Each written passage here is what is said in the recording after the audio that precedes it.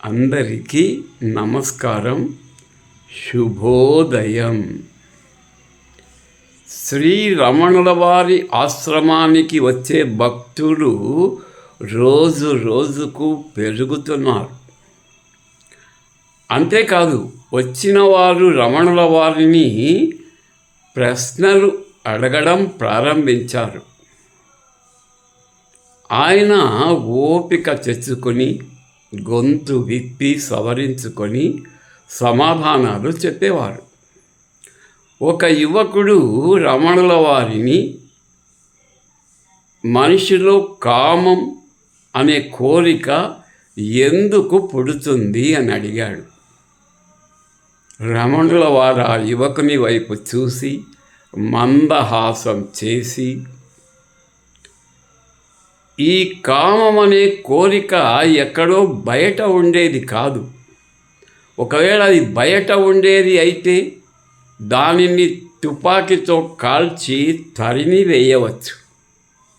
కానీ ఇది అంతర్గత విషయం. ఈ కామం అనే కోరిక మనసులో పుడుతుంది. ఎందుకు మనసులో పుడుతుందంటే మనము చూసేటువంటి చూపు, మనము ఎదుటివారి పైన, ముఖ్యంగా స్త్రీల పట్ల మన మనోభావన, అది చూపుల ద్వారా చూసేటువంటి విధానములో ఉంటుంది ఆ కామం అనే కోరిక. దాన్ని మనము నియంత్రించుకోవాలి. అంతేగాని దీన్ని ఆపడానికి ఏ శక్తి, ఏ దివ్యశక్తి అవసరం లేదు. మన పంచేంద్రియాలలో పుట్టేటువంటి ఈ కోరికలను మనం నియంత్రించుకోవాలంటే మన దృష్టి మంచిగా ఉండాలి. యద్భావం తద్భవతు అంటారు. కాబట్టి నీ భావాన్ని బట్టి నీ కోరికలు ఉంటాయి.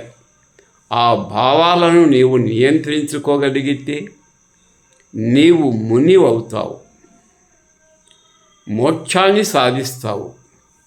కానీ కామి కానివాడు మోక్షకామి కాలేడు సుమా అని చెప్పారు.